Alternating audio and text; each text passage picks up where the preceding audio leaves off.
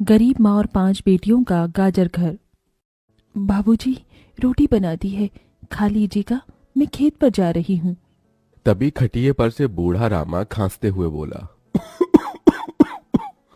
अरे बहू, ये ले, मेरी शॉल लेती जा, बाहर बड़ी ठंड पड़ रही है।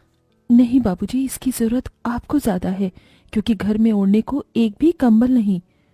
माँ, आज हम तीनों भी आपके साथ चलेंगे खेत पर बच्चों, तुम्हारे पास स्वेटर भी नहीं, सर्दी लग जाएगी। माँ, जल्दी तो आपको, गुलिया दीदी और तानी दीदी को भी लगेगी। अगर हम जब एक साथ मिलकर खेत पर काम करेंगे तो ज्यादा पैसे आएंगे और फिर हम कंबल खरीद लेंगे। मेरा राजा बेटा कितना समझदार हो गया है, माँ के दुख को समझने लगा है। सरिता अपने बच्चों के साथ खेत पर आती है, जो कि जंगल के पास पड़ता था। बच्चों, हमें आज के आज खेत जोतकर गाजर की फसल बोनी है। सरिता की चारों बिटिया और राजा भी कड़ी मेहनत से बंजर खेत को जोतते हैं और फिर सब मिलकर खेती करते हैं। दिन बीतते हैं। एक रोज जब सरिता घर आती है तो वो अपने पति को घर में जुआ खेलते देखती है। अरे बिरजू, भूख लगी है।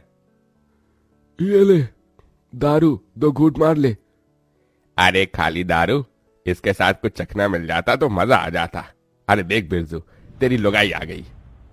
बिरजू को घर में जुआ खेलते देखकर सरिता बौखला कर बोली, अजी, तुमको शर्म नहीं आती? घर में जुआ खेलते और दारूबाजी करते। तो फिर बोली, अरे जानती नहीं, पति परमेश्वर होता है और पत्नी की जगह पति के पैरों में होती है। चल जल्दी से मेरे लिए अंडा ऑमलेट बना और गरम रोटी भी।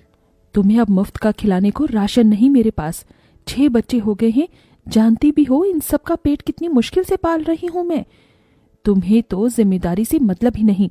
घर में बूढ़ा बीमार पिता है, तुम तो कमाने गए थे ना, फिर क्या हुआ? आते ही पैसे मांगने लगी।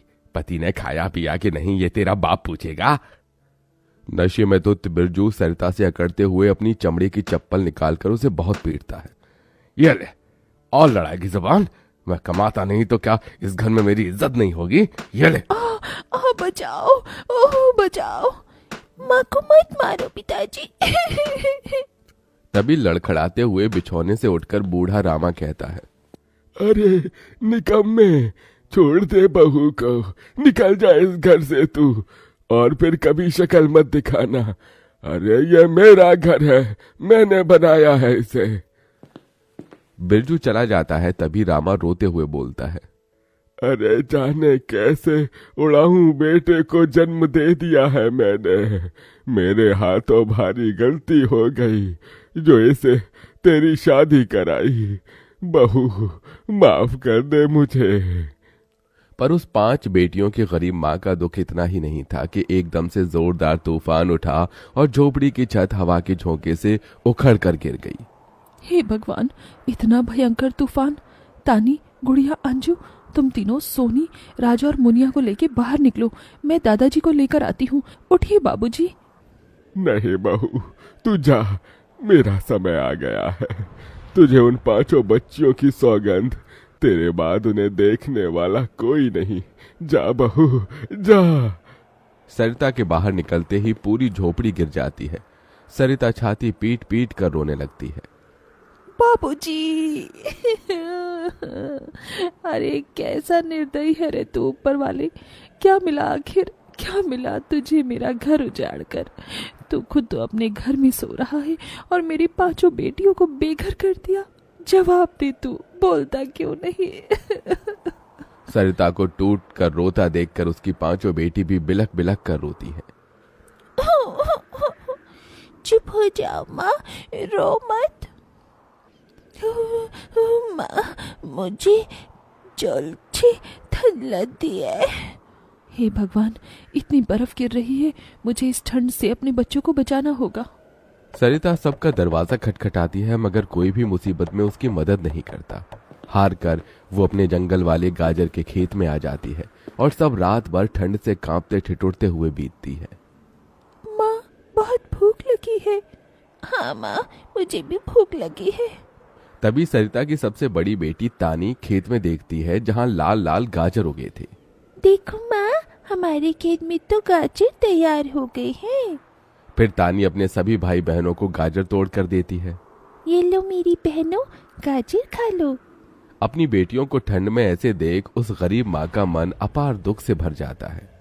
अपनी इस गरीब लाचार माँ को माफ कर देना बच्चों, तुम्हें ये ठंड भोगना पड़ रहा है। तभी एकदम से दिन का माहौल रात सा हो जाता है और तेजी से बर्फ गिरने लगती है। बाप रे बाप, एकदम से इतनी ठंड, ऐसे तो बिना घर के हम बच नहीं पाएंगे। तभी सरिता अपना आंचल उन पर उड़ाती है, मगर बच्चे थरथरा उठते हैं कि एकदम से गुड़िया कहती है, माँ, तानी दीदी, हम अपना घर बना सकते हैं। मगर कैसे बिटिया, हमारे पास पैसे भी तो नहीं। माँ देखो, हमारे खेत में कितने सारे गाजर उगे हैं, हम इसी से अपना घर तैयार करेंगे, पर हम सबको साथ मिलकर मदद करनी होगी। राजा बेटा, जब तक कि हम गाजर घर तैयार नहीं कर लेते, तुझे अपनी छोटी बहनों का ख्याल रखना होगा, रखेगा ना? हाँ माँ, रखूंगा। सरिता आग जलाकर अपने दोनों सबसे छोटे बच्चों को उसके पास बिठा देती है और खुद अपनी चारों बेटियों के साथ उस भयंकर ठंड में गाजर घर बनाने लगती है। अंजू, सोनी, गुड़िया, तुम दोनों मुझे और तानी दीदी को गाजर तोड़ तोड़ कर दो, हम घर बनाते हैं। ठीक है माँ। गरीब माँ बेटियां मिलकर गाजर घर बनाती हैं, मगर घर एकदम से ढह जाता है, जिससे सरिता दुखी हो जाती है। कितनी मेहनत से ये गाजर घर बनाया था हमने, मगर सारी मेहनत बेकार चली गई।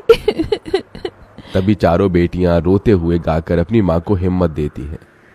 जिंदगी की यही रीत है, हार के बाद ही जीत है, थोड़े आंसू है थोड़ी हंसी, आज गम है तो कल है खुशी, जिंदगी की यही रीत है, हार के बाद ही जीत है। मेरी बच्चियों। रोते हुए सरिता अपनी बेटी को गले से लगा लेती है।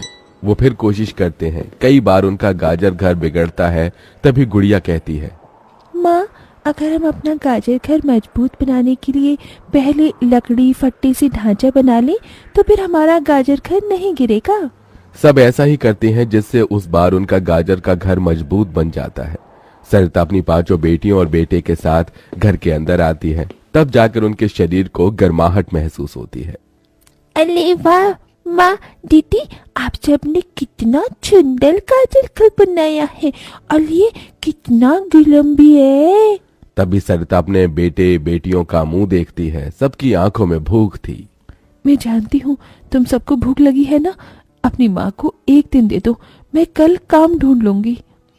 ठीक है, आज हम ये गाजर खाकर सो लेंगे। आप भी खा लो ना माँ, आपने 2 दिन से कुछ नहीं खाया। सोनी अपने नन्हे हाथों से अपनी गरीब माँ को गाजर खिलाती है। अगले दिन सरिता ठंड में इधर से उधर काम ढूंढने भटकती रहती है, मगर कोई उसे काम नहीं देता। इधर अब उसके खेत के गाजर भी खत्म हो गए थे, जिससे उसकी बेटियां भूखी थी और उसकी दुधमुही बेटी भूख से रोई जा रही थी।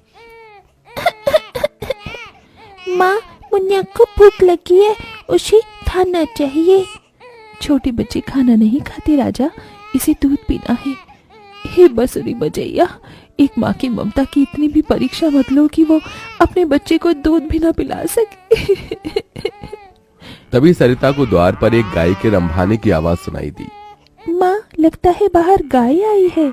सरिता अपनी बेटियों के साथ बाहर आकर देखती है तो गाय के थन से दूध की धारा बहे जा रही थी। इस गाय के थन में कितना दूध गिर रहा है। सरिता गाय का गर्म दूध अपनी बेटी को पिलाती है। तभी गाय उसके खेत में जाकर गोबर कर देती है, जिससे एकदम से जादू होता है और खेत लाल चमकदार गाजर से भर जाता है। माँ, ये तो कोई जादुई गाय लगती है। देखो, हमारे खेत में कितने गाजर हो गए। हाँ गुड़िया, मैं जादुई गाय हूँ। मुझे वरदान प्राप्त है। जिस भी बंजर खेत में मैं गोबर करूंगी, वो फसल से भर जाएगी। मैं इससे पहले भी तुम्हारे खेत में आई थी। इसका मतलब गौ माता, आपकी वजह से उस वक्त भी मुझ गरीब के बंजर खेत में गाजर उगी थी। आपका कोटि कोटि धन्यवाद गौ माता। माँ, तुम काम ढूंढ रही थी ना, अब मैं ढूंढना।